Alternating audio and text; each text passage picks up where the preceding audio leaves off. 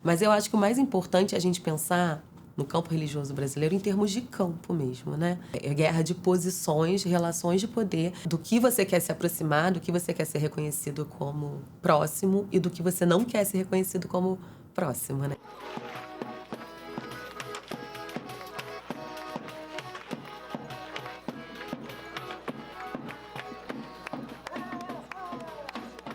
A história da religião no Brasil é a história do declínio do catolicismo. Tá? Isso é uma regra geral. A gente vive num país que há 500 anos, no qual há 500 anos, né, as religiões incidem diretamente sobre a construção da identidade nacional. A gente está falando de um país culturalmente católico. O catolicismo foi religião de Estado, oficial de Estado até 1890. A religião da cultura brasileira, né, da tradição, da história. Por isso, antes de mais nada, esse fenômeno de que ele está diminuindo não significa que seus efeitos, sua cultura, sua tradição não esteja incrustada na sociedade brasileira. Muita festa, né? Se faz muita festa, porque as grandes festas na roça, no Brasil rural, né, eram festas que seguiam o calendário católico, né? A igreja era o centro da cidade geográfica, era o centro político e era o centro de convivência social. Mas o catolicismo, eles são muitos, né? Tanto que se usa muito a expressão catolicismo já há algum tempo, né? Mais institucional, mais popular, mais devocional, né? Mais político.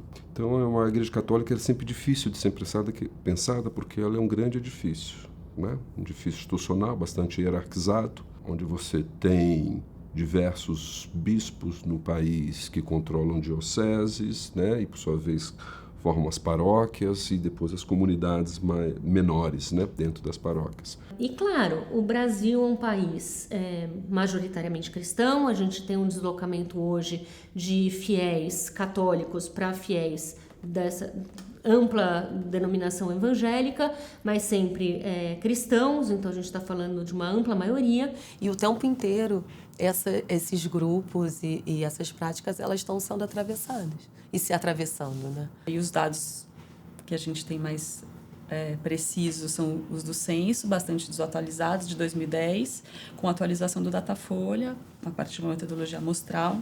Então, a gente fala ao redor de 30%, 31% de evangélicos, quase 60% de católicos, os sem religião chegando a 10%, e um crescimento pequeno, bem pequeno, das outras religiões. Para além dos dados, há uma diversidade intensa. A nossa maneira de expressar católica, evangélica é muito genérica e esconde essa diversidade que há inerente a esses movimentos. Sem falar nas tradições afro-brasileiras, que também são múltiplas.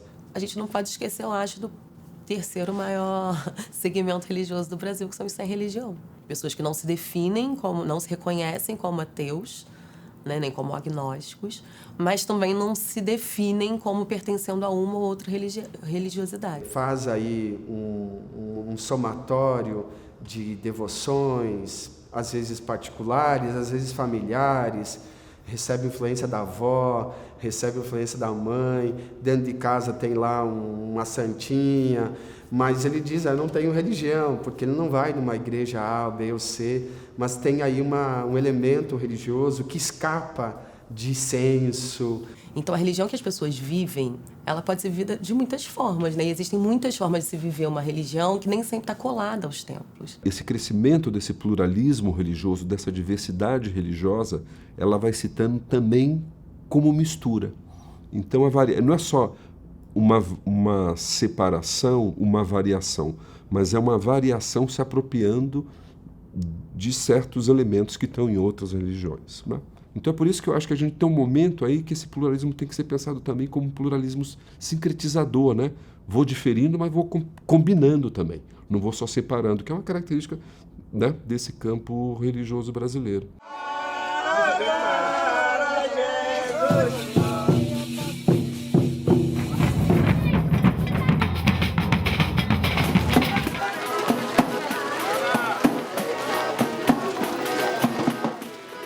Elas são grandes fontes culturais para a música, para o teatro, para o cinema, para a televisão, para para a gastronomia.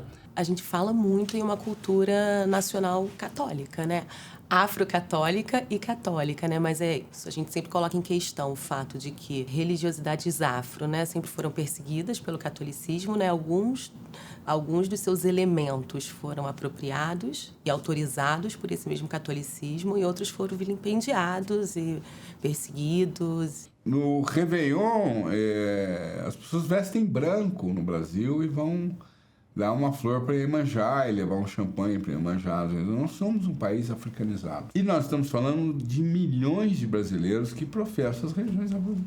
Porque os brasileiros são assim como minha mãe, Dona Zinha. Minha mãe é a missa todo domingo, e a missa todo domingo com minha avó, e toda quarta-feira ela ia na macumba. Mas se você perguntasse para ela qual é a religião dela, ela dizia, eu sou católica. Você tem que pensar num gradiente, né?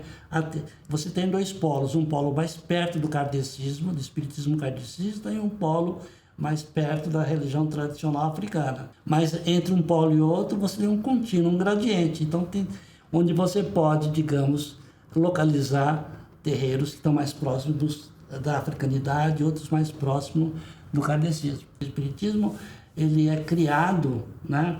Ele já existia em várias partes da Europa e dos Estados Unidos como espiritualismo, mas ele vai tomar uma forma específica, que vai se chamar kardecismo, na França, com Allan Kardec. E é isso que vai prosperar no Brasil. Então, o que o Chico Xavier faz? Ele pega aquele espiritismo europeu mais individualista, mais intelectualista, e combina isso, de certa forma, com o catolicismo mais popular, um catolicismo tradicional, comunitário, focado na caridade.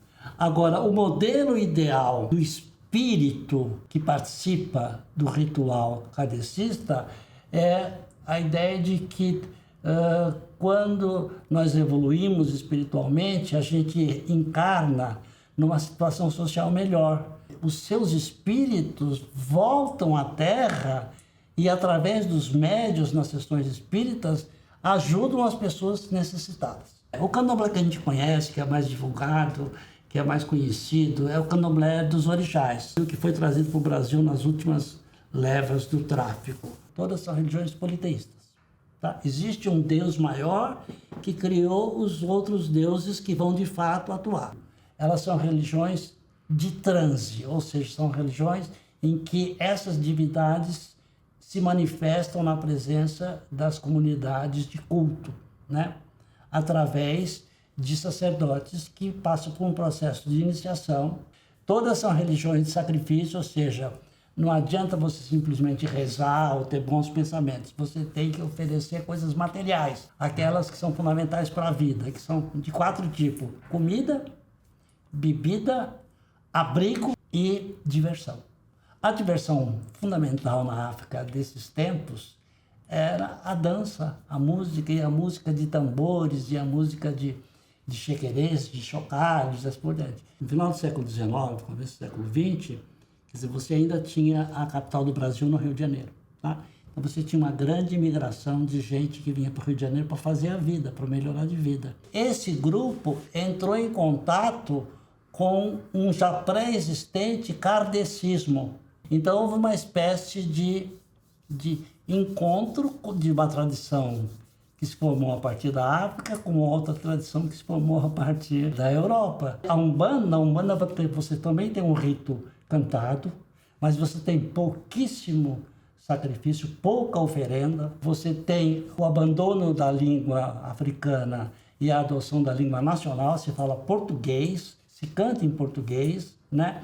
E uma coisa que mudou muito é que o culto, embora se cultuem os orixás, na verdade o culto está centrado nesses espíritos que já tiveram uma vida passada, têm uma experiência de vida que podem ajudar os seres humanos que vivem hoje. 1906 é considerado o ano, né, realmente de formação, estabelecimento do pentecostalismo nos Estados Unidos, e rapidamente eles passam a fazer trabalhos missionários em muitos países, mundo afora, inclusive no Brasil. Em 1909, a chegada de um italiano que vai acabar formando um cisma na Igreja Presbiteriana, aqui no Brás, em São Paulo, e que deu origem à Congregação Cristã no Brasil. É a primeira igreja pentecostal formada no Brasil. As Assembleias de Deus se formaram no norte do país, em Belém do Pará, por meio da vinda de 2 missionários suecos, em 1911. E a Assembleia de Deus é a maior igreja evangélica, pentecostal, portanto evangélica, do Brasil e da América Latina, uma das maiores do mundo. Os chamados neopentecostais, né, entre os quais o principal representante é a Igreja Universal do Reino de Deus, a Igreja Internacional da Graça de Deus, a Igreja Sara Nossa Terra, a Igreja Renascer em Cristo, entre outras igrejas menores que vão se formar entre os fins dos anos 70, anos 80 e 90, os neopentecostais se configuraram muito como uma religião de afirmação do mundo, né? Particularmente no que diz respeito à promoção, difusão da teologia da prosperidade. O estímulo que o indivíduo possa ter coisas a partir de um empreendimento, de um investimento em si, então ele tem uma dimensão bastante libertadora, que a gente não sejamos conservadores, né, nesse sentido. Então há um estímulo, mas ele também, esse discurso vem de uma certa desobrigação de certos compromissos sociais, porque a ênfase está muito entre você e na sua relação com Deus. Há um toma lá da cá, né, uma espécie de ênfase no que o fiel deve fazer, contribuir financeiramente com a obra de evangelização para que Deus, e ser um bom cristão, para que Deus retribua com bênçãos abundantes, entre elas bênçãos de ordem financeira, material, prosperidade no trabalho. E qual tipo de trabalho? O trabalho empreendedor. Porque o emprego, né, diferente do trabalho, ele é mais humilhante, porque você precisa depender de alguém. Então, um valor que é muito mobilizado e valorizado dentro das igrejas é essa busca individual pelo sucesso. Uma outra novidade foi uma ênfase à guerra espiritual, ao combate cristão aos demônios. E isso se expressou de forma muito aguda na Igreja Universal com os rituais coletivos e públicos de libertação de demônios. Isso difere no sentido do velho pentecostalismo, porque a ênfase anterior era muito mais numa ênfase da salvação paradisíaca. O outro mundo, a outra vida, que era o mais importante. Porque neopentecostal é pentecostal. E pentecostal é evangélico. Protestante é evangélico. O grande termo que abrange todo esse segmento, todas essas diferentes denominações, é o termo evangélico. Essa espiritualidade, essa mística evangélica, né? Ela é potente. Você vai para um culto, você sai assim, emocionalmente mexido. Assim, né? E você vai para ser mexido. Você quer isso, né? Você quer ter experiência. E nesse sentido, a sua vantagem em relação à experiência litúrgica católica. Ela é muito ensaiada, ela é muito codificada, ela tem pouco espaço para improviso, para performance, né? Por isso que eu digo que assim, as coisas não são só problemas financeiros, né?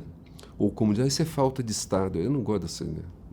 Falta de Estado, como se tivesse Estado fosse resolver problema de relações, né? De amizades, de afetos. Então as igrejas evangélicas têm produzido isso. Mais do que um acolhimento, é um conjunto de serviços que não são necessariamente, que passam pela religião, mas também não são necessariamente religiosos, né? Cursos técnicos, administrativos, um curso de costura. Os evangélicos não só cresceram, como se espalharam pela vida, já orientadas ou afetadas por um ethos evangélico, né? O gospel se tornou um fenômeno musical relevante, do lado sertanejo, do rock. Uma presença que a gente vê na própria paisagem urbana, né?